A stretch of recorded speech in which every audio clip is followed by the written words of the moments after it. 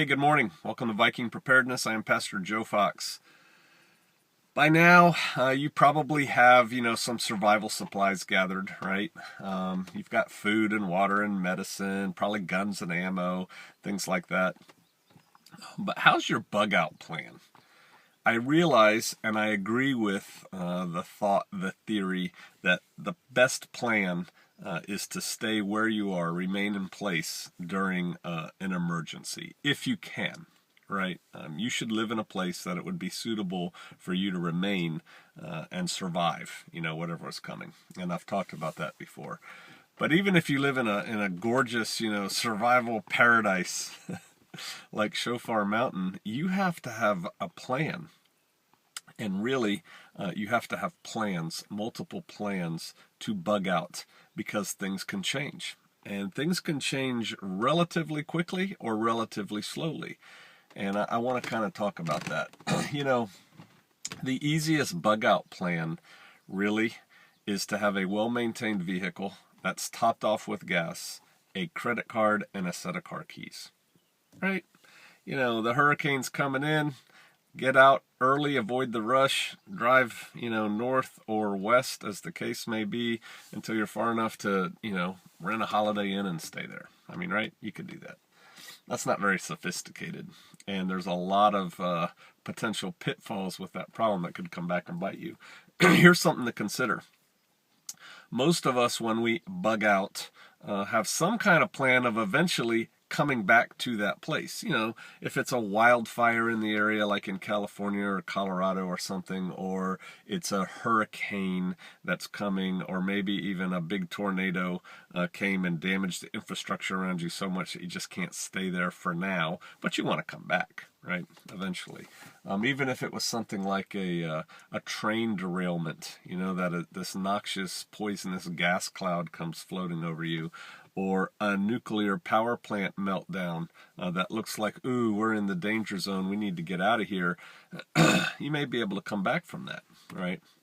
And so you have to have plans not only to bug out, but to bug back, if that's even a word or a phrase.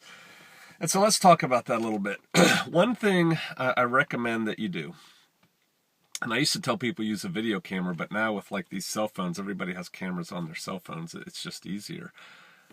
Go through your house and videotape your entire house and all the contents of your house. So, you can set it up, you can set it up ahead of time and open up your closet drawers and open up all your dresser drawers.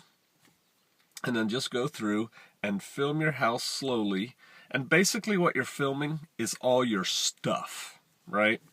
And then that way, Yah forbid, if you lose it all to a tornado or a fire or a flood or something, you have a record of your stuff with which you can, deal with your insurance company. Now, what do you do with that once you have it? You don't keep it on your phone. You download it to your computer, you put it on one of those data sticks, maybe you put it on a couple data sticks, send one of those sticks to Aunt Millie, who lives halfway across the country in a different location, and say, hey, hang on to this for me, please. I may need it. Keep one at work, in your little drawer of personal possessions, label it clearly, this belongs to me, not the office, kind of deal. So like that, kind of scatter that information around a little bit so that if something happens to one location, contingencies, right, you still have your data somewhere else. Another thing to consider doing is, again, you can download an app on a phone like this called TurboScan, and I'm sure there's a lot of others, and you can lay out your important documents now, today, this weekend, on your table, take picture of them, scan it, make a PDF out of it, and save those to a stick, or the same stick, sticks today. You could put them all on one stick, and again, make multiple copies and spread them around. What do I mean by important papers? Your banking account information, your birth certificates, social security cards, driver's licenses, things like that, insurance paperwork, professional certificates, diplomas, things like that. Scan all that stuff and put it onto sticks, and then disperse those sticks throughout the land so that you can access them later if you need to. And so that's just to help you make, to recover, right? Okay, so Here's the different kinds of bug outs, because they're not all alike. Let's say there is and you live in a potentially affected area, something along the lines of a Hurricane Katrina bearing down on you. Well, the reality is, with today's technology, you will know about that days in advance. And so really you have days to get ready to bug out. So what do you take? Everything. Everything you care about that you don't want to get washed away in the flood. Pastor Joe, that's hard. Yeah, well, it's like a chance you take, right? If something like that's happening, you could rent a U-Haul trailer or a U-Haul truck and put everything on it. You could make multiple trips, really, with stuff. Now, you got to realize that some stuff is just stuff. That lovely couch you have, that sectional, you can get another one. But, grandma's rocking chair, maybe you won't get that again. And so you should have a bug out plan that encompasses days of preparation, right? I have days to get ready for this thing. But the thing is, you should make that plan now, right? And you should use a piece of paper, go around your house, talk with your significant other, and say, all right, if we were going to go, we would get this truck, or we would load our truck or our trailer, or, whatever. Maybe you're only taking the Toyota Corolla. Okay, that's your limitation. What would we take? And figure that out now. And make your list and, long-term bug out. Contingency 1. Okay. And so you're going to take that stuff. Always take your important records. Always take your laptop. Another good thing to do is to periodically, you can buy an external hard drive. They're a little bit more expensive, but periodically scan your entire computer into that external hard drive, and then keep that in a separate location also safely, because you have a lot of stuff on your computer that you really wouldn't want to lose. You should back up your phone. If you're a person who keeps a lot of data on your phone, back your phone up. Keep that in a different location. Again, contingencies, right? So you should have the multiple day bug out plan. You should have a plan that's a couple hours, like maybe 24 hours. It's like, wow, 2 valleys away, there's big forest fires, and there's a potential that they could come here. It's probably time to start packing stuff up, right? What would you take in that case? I don't have time to go down and rent a U-Haul. I am, in fact, dealing with only what I have now. So what are we going to take? Maybe what are you going to secure? Also, we're taking this stuff, but we're locking this stuff in the special place while we're gone in case something happens to the house or people break in or something like that. And again, you should write these things down. And the reason you should write these things down is because when an event happens, you won't be thinking correctly. You'll be pushed for time. You'll be pressured. What are you going to do now, PL? You'll be running around going, to one degree or another. But if you have a list, you can just go, all right, sweetie, we're ready. Let's bug, right? You should have the 1 hour bug out plan. 1 hour bug out plan is the waters are rising. The fire department knocks on your door and says, you guys got to get out of here. You got 1 hour and we're closing this place down. Okay, well, then that's significantly less stuff. What are you going to take? Plan it now, write down that list, and then act on that. And then finally, you have like the 15-minute or instantaneous bug out. You wake up in the middle of the night, God forbid, your house is on fire, right? What do you grab? I submit to you that what you probably grab is your briefcase, that you have your laptop with your sticks in, maybe an extra credit card and a wad of cash that you keep in the little hidden compartment inside your laptop case or something, and you move out. It's always a good idea to have a duffel bag of complete set of clothing for every member of your family, not in the house. If you have a detached garage, put it in the garage. If you have an attached garage to your house, put it in a little shed out back or something like that. In case you have to escape for your life from your, burning house or something, it's February and you're wearing your PJs. It would be nice to be able to get out of the house and then put some clothes on, right? So something like that. Have a contingency like that. Now let's talk about where you're going to go, because you can't just bug out. I mean, yeah, you can.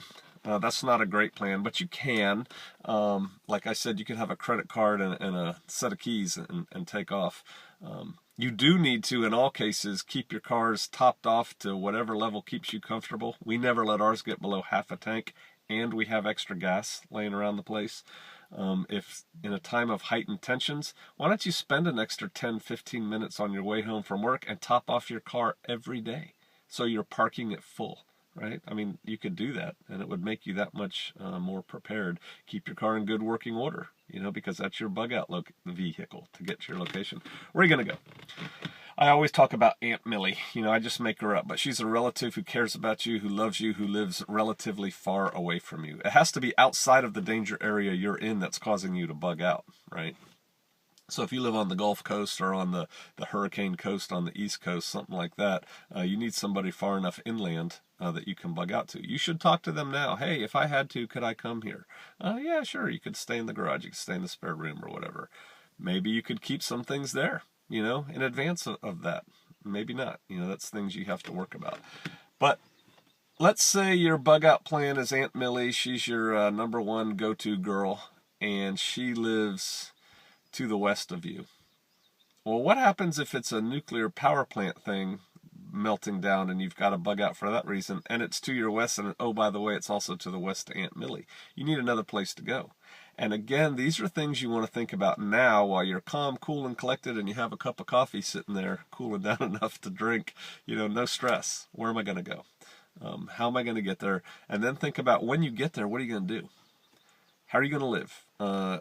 Does Aunt Millie have enough food for you? Do you need to bring food? Do you need to purchase food on the way? Are you going to be able to work from Aunt Millie's? Maybe you telecommute or something like that. Do you have the stuff with you that you need to work? Are you a carpenter? You know, a carpenter or you know, construction or anything like that. Do you have your basic tools with you? Because you can get a job anywhere. You know, so think about that. It could turn into a long-term bug out, but not the end of the world. Right? Life goes on except in your little town. And so you need to kind of restart. So do you have the stuff to do that? Think about those things now, make those lists. And then here's something that's kind of horrifying to think about.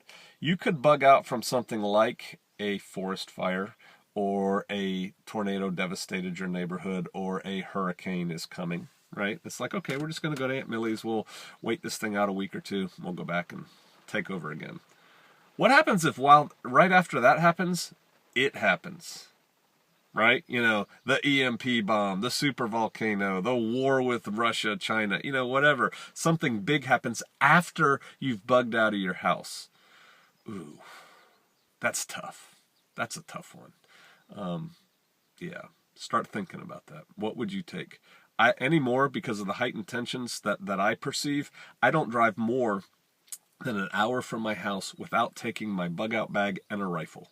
Right? I just don't drive anywhere further than that. Now, right now in this vehicle, I don't have a bug out bag or a rifle because I just don't. But if I'm going to go more than an hour away, yep, I put that stuff in here. I toss it in.